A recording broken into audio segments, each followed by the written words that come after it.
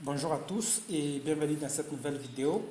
Aujourd'hui, on va entamer la programmation web en utilisant les nouvelles principes du web 2.0 avec les technologies les plus récentes. Comment cette formation sera et quelle est la spécificité qui rend cette formation spéciale par rapport à d'autres formations?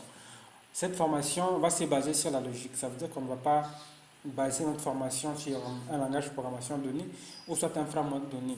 Nous allons apprendre les principes du web que normalement les étudiants ou les personnes qui étudient devaient apprendre ça dans les universités. Malheureusement, les études qui se font souvent à l'université, les formations qui se font sont souvent archaïques et la plupart donnent des principes qui ne sont pas vraiment les principes actuels. Alors, j'ai eu l'idée de faire cette formation afin que chaque personne puisse se retrouver avec les principes actuels, les principes du web qui sont actuels.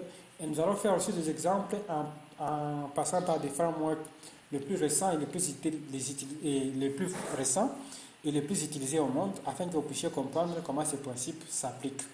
Et comme nous n'allons pas nous baser sur un seul framework, nous allons essayer de faire des exemples dans 10 frameworks différents. Sans plus tarder, nous allons commencer avec notre premier module qui va nous parler du routing. Les routings, c'est quoi? La première chose, la plus importante lorsque vous faites du web, il faut savoir qu'il y a d'abord le nom du domaine. Par exemple, ici, je suis sur le site développeur.mozilla.org. Ça, c'est le domaine. Donc, quand je dois commencer mon site web, je dois commencer par réserver mon nom de domaine. Ensuite, après avoir réservé mon nom de domaine, je vais commencer maintenant le processus qui suit, par exemple, construire le site web et ainsi de suite. Alors, le routing, c'est un principe qui va me permettre de lier une URL donnée à une ressource donnée. Par exemple, ici, je suis sur développeur.mozilla.org. Alors, le champ de caractères qui est ici au-dessus, là au-dessus, tout ce qui est ici, ça forme l'URL. Et c'est parce que j'ai mis cette URL ici que j'accède à cette ressource donnée. Donc, chaque ressource a une URL donnée qui va nous permettre d'accéder à cette ressource-là. Ce principe de mappage où on a mappé une URL donnée avec une ressource donnée, c'est ce qu'on appelle le routing. Alors, le routing, ça se passe comment? Au niveau de la personne, de la programmation, au niveau programmatique, la personne va spécifier juste la partie qui suit les domaines. Parce que le domaine, il est déjà là, nous, on ne l'utilise pas. Au niveau de notre code, on ne va pas l'utiliser, mais on va utiliser tout ce qui suit le nom de domaine. Alors, qu'est-ce qui va se passer au niveau du système? On va ajouter cette chaîne de caractères-là au nom de domaine pour pouvoir accéder à cette ressource donnée.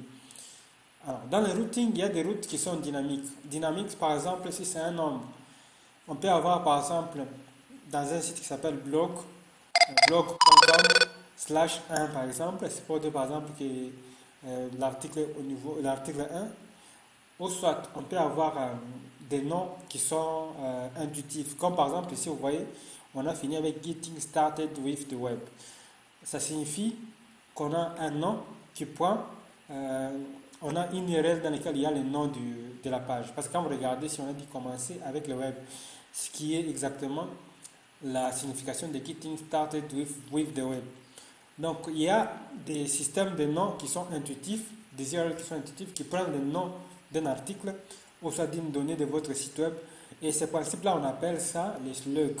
Ça consiste à donner un nom à l'article qui va nous permettre de le retrouver, mais qui est à la fois intuitif et qui permet aussi aux moteurs de recherche, comme Google et autres, de pouvoir comprendre d'abord de quoi l'article parlera et aussi de pouvoir l'optimiser pour le SEO ou le référencement. Alors, sans plus tarder, on va voir comment ça se passe au niveau de la programmation, au niveau des différents frameworks et des différents langages de programmation. Alors, j'ai déjà ouvert au moins 10 projets qui sont chacun dans son propre framework ou dans sa propre technologie différente. Et nous allons commencer par la première. Ici, nous avons Python et Django. Alors, ici, il y a Django. Le projet ici, il est dans Django. Django qui est un framework Python pour faire des applications web. On ne va pas aller en détail pour voir qu'est-ce que Django, comment est-ce qu'il évolue. On ne va pas aller beaucoup plus en détail, mais on va vous montrer juste les éléments de base qui vont vous permettre de comprendre comment ce principe de routing s'applique lorsque nous sommes dans Django, un framework Python. Quand vous installez votre projet Django, Django est fondé sur un principe des applications. Ça veut dire que je peux avoir mon projet et dans mon projet, il peut y avoir plusieurs applications. Mais peu importe les applications qu'il y a toujours une application principale.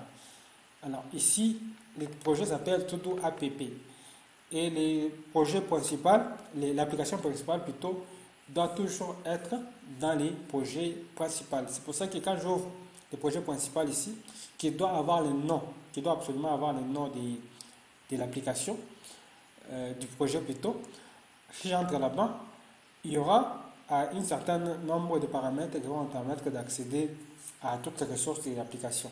Il y a par exemple les settings, il y a le URL. URL, c'est là où on définit les routes. Si j'entre dans URL ici, on est déjà là.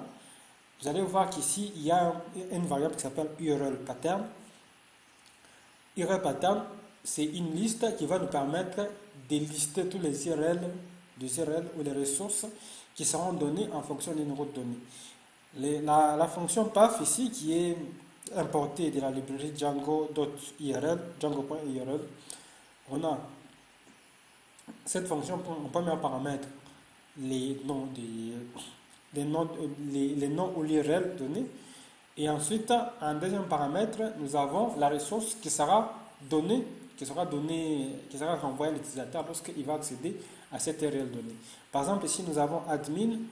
Alors, ici, admin, nous avons pris une liste des URL parce que dans le path ici, le path permet aussi de gérer une liste d'URL. Ça veut dire qu'ici, nous avons pris la liste d'URL qui a été importée depuis Django.url. Depuis admin, depuis l'application admin, nous avons récupéré tous les URL, ça veut dire tous les paths ou toutes les routes de l'application admin, et nous les avons importés pour qu'ils soient appelés ou concaténés à admin. Ça veut dire qu'à partir de là, on aura admin, par exemple, si notre domaine c'est django.com, on aura django.com/admin. Et puis les routes d'admin, par exemple, manager vont suivre Django admin manager, Django admin superviseur, par exemple, ainsi de suite. Ils vont se concaténer toujours dans admin. Ils vont tous commencer par admin. Nous avons le deuxième URL qui est todo app1. Et ici, on a mappé la ressource homme qui vient des views. View, c'est un dossier, c'est un fichier qui se trouve dans l'application. On a importé ici dans todo app1. App1, vous allez voir que c'est un dossier là. Si j'entre là-bas, j'ai view là-bas, views.py. Et quand j'ouvre là-bas, il y a une fonction qui s'appelle homme. Et cette fonction homme, il fait quoi? Il nous retourne les rendus de la page todo app1.index.html. Alors, ça se trouve où? Ça se trouve au niveau des templates. Nous avons ici index.html qui est là. Dans le template, nous avons todo app1. Voilà pourquoi on a mis todo app1, puisque toutes les ressources qui sont données ici viennent des templates. Voilà, là nous sommes dans Django. On va passer au deuxième framework qui est ici Laravel. Voilà. Dans Laravel c'est un framework qui est PHP et qui permet de faire des applications web robustes à la fois front et back. Une fois que vous avez installé votre projet Laravel, vous allez avoir plusieurs dossiers. Il y aura un dossier très intéressant qui s'appelle route avec S. Si vous ouvrez ce dossier-là, il y a un certain nombre de fichiers. D'habitude, il y a 3 fichiers. Ici, c'est une application qui est complète, qui a déjà été développée avec beaucoup de routes. Voilà pourquoi on a ajouté Auth, qui d'habitude n'est pas là. Et Channels, des fois il vient, des fois il ne vient pas. Mais le plus important, ce qu'il y a, c'est API. Nous avons console et web. Et d'ailleurs, pour les applications les plus récentes, actuellement avec Laravel 11, il n'y a que le web qui vient, web et console. Souvent les API, on peut l'installer après, mais d'habitude ne vient plus avec. Donc si j'entre dans web ici, il y a tous les routes qui concernent le web. Alors qu'est-ce qui se passe ici? Chaque fois que j'appelle une classe PHP route, cette classe ici qui a été importée à partir de Illuminate Support Facade, c'est un package des classes qui se trouvent là. Chaque fois que j'appelle cette classe, j'appelle par sa méthode statique get. Get va me permettre d'intercepter toutes les routes qui sont appelées avec la méthode get. Et get, cette fonction reçoit des paramètres. Excusez. Le premier paramètre ici, c'est l'URL donnée. Et quand on met une slash, ça veut dire que nous sommes à la racine. Comme slash, c'est juste, par exemple, si mon domaine c'est www.google.com, alors si on mettait slash, c'est comme si on accédait toujours à la même ressource. C'est comme si on est toujours à l'accueil. Et chaque fois quand on met slash, c'est pour dire que se trouve à laquelle. Deuxième position, nous avons le nom de la classe. Dans un tableau, nous avons le nom de la classe, ici. On met même contrôleur.class pour qu'on prenne en fait l'URL donnée de toute la classe, l'URL de l'emplacement exact, bon, le namespace, le nom, l'espace de nom, qui permet à une PHP de pouvoir retrouver une classe donnée en récupérant son espace de nom, puisque c'est comme ça. Je ne vais pas entrer dans les détails de PHP, puisque ce n'est pas une course sur PHP ni sur la Ravel.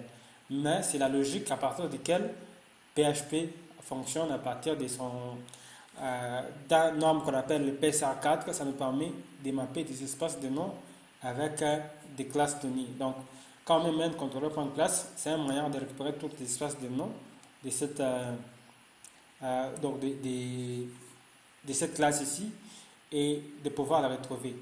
En deuxième position, nous avons index qui est le nom de la fonction qui va donner les rendus. Et si j'ouvre ici, main contrôleur vient dans app http contrôleur.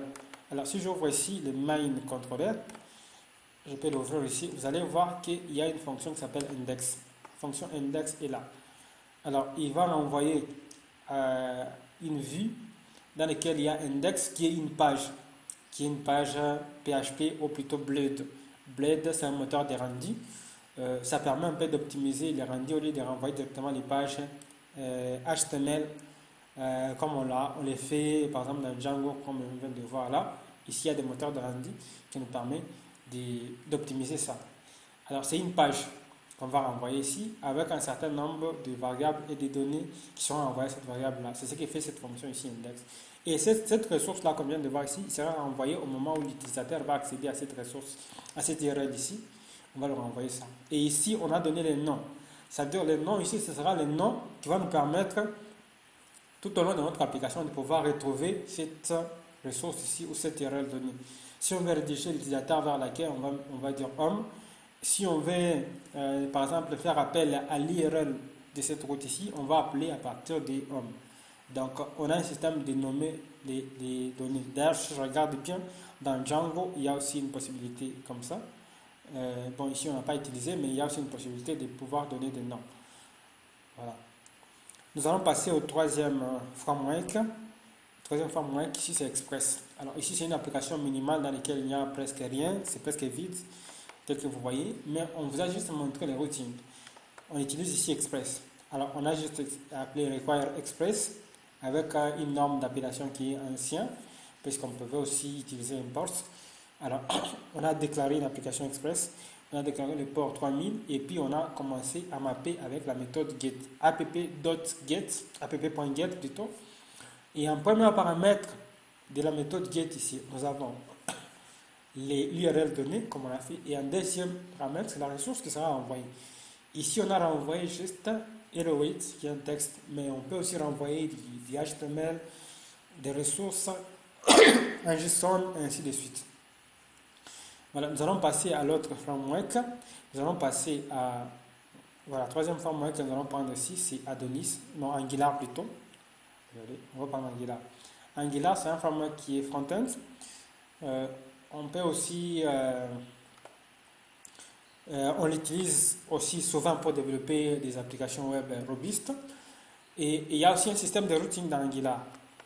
Angular, ça fait partie de la famille des frameworks JavaScript qui permettent de développer des applications JavaScript. Et ici, vous allez remarquer qu'on a utilisé aussi du TypeScript, qui est une surcouche qu'on ajoute au-dessus du JavaScript pour lui donner un système de typage et aussi un système de vérification qui permet de décoder au moment du développement, d'avoir un peu plus de maîtrise sur ça. Par exemple, ici, vous allez voir que les éléments sont typés. J'ai dit component et je vais donner le type des post component. Voilà. Non, ici, c'est bon, à ce niveau, c'est un objet. Pour les types, voilà. Par exemple, j'ai dit export const root. On a exporté la variable root et il est du type root. Voilà. C'est une façon de typer les données, puisqu'en JavaScript, on ne type pas les variables, ils sont normalement des typages dynamiques. Alors, où est-ce que se trouve la route? Une fois que j'ai démarré mon application Angular, Il y a une commande, souvent on appelle ng, qui va nous permettre de commencer à utiliser la console le plus souvent lorsque je travaille sur mon application Django. Alors, une fois, je vais aller dans SRC, et puis il y a un module, je vais aller dans app.route. Alors, dans app.route, c'est là où je vais définir mes routes. Route lui-même, c'est une classe qui est importée d'Angular Router. C'est un module puisqu'Angular fonctionne avec un certain nombre de modules. Alors ici, je vais définir mes routes. Par exemple, ici, je mets un premier paramètre path home. Alors ici, je suis dans home. Et si le path c'est home, on va me renvoyer comme component, comme composant, app component. App component, c'est l'application, c'est c'est une classe là où sera définie la ressource qui sera renvoyée, ça veut dire le fichier HTML, et un certain nombre de comportements comme des données qui seront prises et comment ils vont se comporter lorsque l'utilisateur va faire des événements, et ainsi de suite. D'ailleurs, on peut regarder ici, app.component a été importé depuis app.component. Alors, je regarde ici app.component, il est où? C'est un fichier Angular. Alors, il est là, app.component.tis. Je vais l'appeler là-bas. Alors, app.component, vous voyez que c'est une classe. Il a utilisé un certain nombre de ressources. Ce n'est pas un cours sur Angular, donc je ne vais pas aller en détail. Mais il manquait juste que c'est une classe qui s'appelle app.component. Et dans cette classe ici, on a normalement défini le fichier qui sera appelé. Voilà, on a défini template URL app.component.html. C'est le fichier HTML qui sera utilisé. Nous avons aussi spécifié le fichier CSS qui sera utilisé pour le style de cette classe ici. Et on utilise ici un système qu'on appelle des shadow DOM. Pour ceux qui connaissent JavaScript, ils savent déjà ce qui permet par exemple de faire en sorte que les styles ne puissent pas se mélanger avec les autres. Donc app component, il est là, le fichier HTML qui sera utilisé. Nous avons aussi le fichier CSS qui est le fichier CSS se trouve app.component.css se trouve aussi quelque part ici. Si j'ai déployé, ok, il est là, app.component.css, il est là. Donc c'est ici, c'est cette fonction-là, cette classe qui va définir les ressources qui seront appelées lorsqu'on va accéder à cette route ici. Il y a le path post, on va renvoyer les post components. Il y a le path post ID, ici c'est une route dynamique, donc l'ID là ce sera un nombre ou autre chose qui va nous permettre, à partir lorsqu'on va intercepter cette URL, on va renvoyer post ID component. Et quand on aura accès à contact, on va accéder à la ressource contact component. Ici, on a donné les titres, c'est exactement comme là-bas, ça nous permet de pouvoir retrouver facilement le nom du donné. Alors, je vais passer au quatrième. Bon, là, on est déjà au quatrième, je passe au cinquième. Alors, cinquième, ici, nous allons ouvrir une application Symfony. Symfony, c'est également aussi un framework PHP qui permet de faire des applications web robustes en utilisant PHP et aussi un front-end avec un système de templating. Ici, c'est Twig du côté PHP et du côté Laravel plutôt, c'était Blade.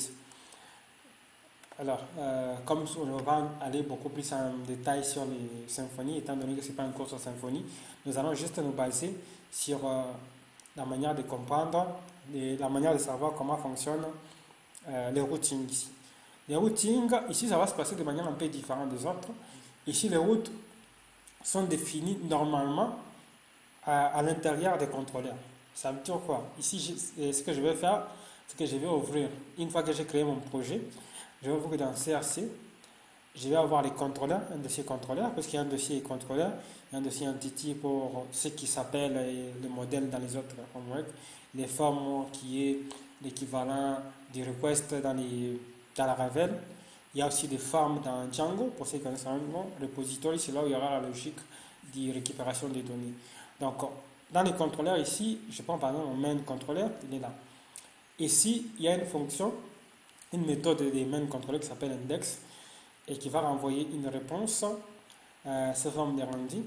Et ici, on a mappé, ici, on a mis route au-dessus là, c'est ce qu'on appelle un décorateur. Et ce décorateur va définir, va prendre un premier paramètre l'URL et un deuxième paramètre le nom de la ressource. Les noms qu'on a attribués, c'est comme par exemple dans Django, dans Laravel, même Dans Angular, on vient de voir ici, il y a toujours un système de donner des noms. Mais la ressource qui sera renvoyée, c'est ça, index ici. On a mis au-dessus pour dire que c'est la ressource qui sera renvoyée. Et ici, vous voyez bien qu'on a défini une page HTML qui se termine avec Twig, puisque c'est le moteur de template qui est utilisé. Alors, il y a aussi des noms du contrôleur. Il y a aussi, on peut définir aussi les noms d'un certain nombre de ressources, de données qu'on veut envoyer à la page et qui seront exploitées par les systèmes de templating Twig qui vont nous permettre de pouvoir afficher ces données-là dans notre page. Si je peux aller dans Post Controller, il y a aussi la même chose. Il y a par exemple Post, la route Post, on aura ça. On aura cette ressource ici, Index.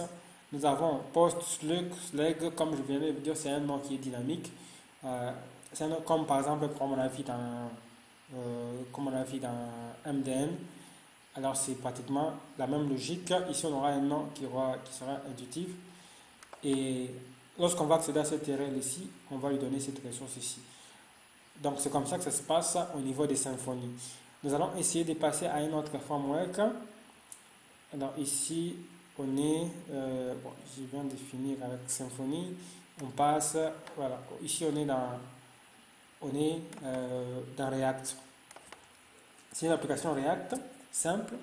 React est fait, c'est une librairie. C'est une librairie front-end qui permet de créer des applications web front-end avec des components qui sont des composants web. Donc ça nous permet de faire des applications web sans back-end. Alors ici, normalement, lorsqu'on installe React, il n'y a pas de système de routing. Alors comment ajouter le système de routing? On ajoute un package qui nous permet de créer des routes. Ce package-là, ça s'appelle React Router DOM. Et c'est ce package qui nous a permis de faire des routes ici. Pour les gens qui font des applications, des sites web qui sont par exemple statiques ou qui ont des données un peu dynamiques, soit qui exploitent peut-être un API, on peut privilégier d'utiliser juste React sans avoir un back-end qui est directement lié à l'application. Voilà. C'est comme ce qu'on a vu dans Angular. Donc c'est une application qui n'est pas directement liée au back-end. On peut faire des fetch dans le back-end, mais l'application lui-même il fonctionne sans back-end. Alors qu'est-ce qui s'est passé ici? Nous avons défini notre routeur et nous allons définir route. C'est une fonction qui va nous permettre de définir les paths ici. Les paths, c'est, comme je vous ai dit, c'est la partie de l'URL donnée. Et nous avons un élément qu'on va renvoyer. Ici, par exemple, c'est home. Home qui est une fonction qui va renvoyer du JSX, une sorte d'HTML écrit en JavaScript. C'est une syntaxe qui permet d'écrire du JavaScript comme si c'était du HTML. Ici, je peux ouvrir home ici. Je peux cliquer là. Je viens d'ouvrir home. Alors, il va renvoyer un certain nombre de textes, une carte, globe, et ainsi de suite. Donc, il va renvoyer aussi un certain nombre des éléments HTML. Quand vous voyez, c'est presque comme des éléments HTML, sauf qu'il y a un certain nombre de différences. Mais en fait, c'est presque comme du HTML. Donc, c'est la ressource qui sera envoyée lorsque l'utilisateur va accéder à cette URL ici. Quand il va accéder, par exemple, à l'URL carte, on aura cette ressource ici qui sera envoyée de la même façon pour le troisième élément et ainsi de suite. Nous allons essayer de passer à l'autre framework. Nous passons cette fois-ci à Nuxt. Bon, je vais fermer ça. Nuxt, c'est un framework JavaScript full stack. C'est-à-dire ici, on peut faire à la fois du front et du back. Nuxt, c'est un framework qui utilise Vue.js et notre framework JavaScript pour faire le rendu du front. Alors, Nuxt, ça permet d'exploiter les éléments HTML en travaillant à partir de JavaScript. Ça veut dire qu'ici, il n'y aura pas de fichiers HTML sur lesquels on va manipuler comme on le fait souvent. Donc, on travaille en fonction des composants et les composants sont imbriqués à l'intérieur. Alors, dans Nuxt, vous allez voir que le système de routing il est un peu différent du système sur lequel on vient de voir dans les autres frameworks qui nous ont précédés. Parce que dans les autres frameworks, qu'est-ce qu'on faisait? On avait toujours chaque fois une fonction et cette fonction-là, on lui donnait un premier paramètre l'URL et un deuxième paramètre la ressource qui sera envoyée. Alors ici, c'est un peu différent. Ici, on aura juste, lorsqu'on crée notre projet Nuxt, on aura un dossier qui s'appelle page. Alors, ce dossier page, on va se servir dans l'arborescence de ce dossier-là pour définir les routes, quelle route sera associée à quelle ressource. Ici, on considère comme si nous étions comme si nous étions en train de naviguer dans un dossier. Et ce dossier ici, c'est notre site web, c'est notre domaine. Lorsque je suis dans le site, à l'accueil, je suis dans ce dossier ici. Et dans ce dossier ici, le fichier index sera celui qui sera rendu. Donc, si j'ouvre index, les ressources qui sont ici, c'est les ressources qui seront renvoyées lorsque l'utilisateur va aller à l'accueil. Et vous voyez, si on écrit accueil, ainsi de suite. Donc, chaque fois que l'utilisateur va ajouter une autre slash et un autre nom, on va chercher dans ce dossier ici les dossiers qui a les noms qui correspondent à la ressource donnée et on va accéder. Par exemple, ici, R. Ça veut dire qu'après l'accueil, on va ajouter slash R. Et ici, on va renvoyer dans la page index ici, on va envoyer la ressource, l'utilisateur va accéder à ça. Donc, c'est pour vous dire que selon cette logique ici, si je prends Mozilla,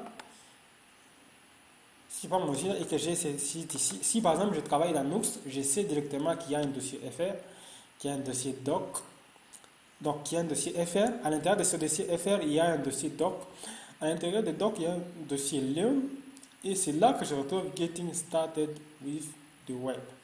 Voilà, donc c'est cette logique-là qui se passe. Et c'est la même logique qui est aussi utilisée dans Next, c'est notre prochain framework qu'on va prendre ici. Voilà, notre prochain framework c'est Next.js qui fonctionne avec la même logique, sauf que lui, du côté front, il n'utilise pas Vue.js, il utilise React.js. Alors, il y a un certain nombre de utilités comme le server action, et ainsi de suite, mais lui fonctionne aussi presque de la même façon. Il y a juste deux manières différentes de définir. Il y a une routing par app et puis par page. Alors, ici, dans cette application, on a utilisé app. Alors, une fois que vous entrez, après avoir créé votre fichier, après avoir créé plutôt votre projet Next.js, vous allez aller dans app et vous créez il y aura d'abord un premier fichier là. C'est pas un fichier à l'accueil comme on avait vu dans le Vue. Le premier qui s'appelle page.txt, il va nous renvoyer la page d'accueil. Alors ici, on va nous renvoyer la page d'accueil. Lorsque je suis dans cette page ici.